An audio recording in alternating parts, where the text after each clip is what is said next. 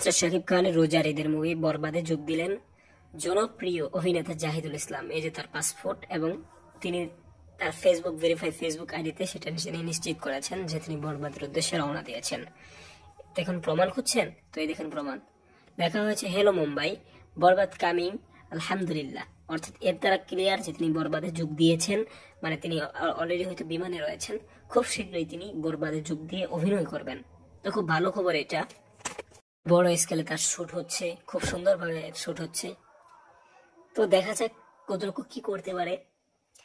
দরদ রানিং চলতেছে, দরদ বক্স অফিসের তাণ্ডব। আজকে ওয়ার্ল্ড ওয়েট 2 দিনে, অর্থাৎ শুক্র শনিবারে ওয়ার্ল্ড ওয়েট দরদ কামাই করে নিয়েছে, আয় করে নিয়েছে 3,12,00,000 টাকা। আর আজকের দিন তো আছেই, এটা নিয়ে তো আমরা ভিডিও বানিয়েছি, হয়তো আমি ছেড়ে দিয়েছি, আপনারা দেখে আসতে পারেন, এটা সম্পর্কিত রয়েছে।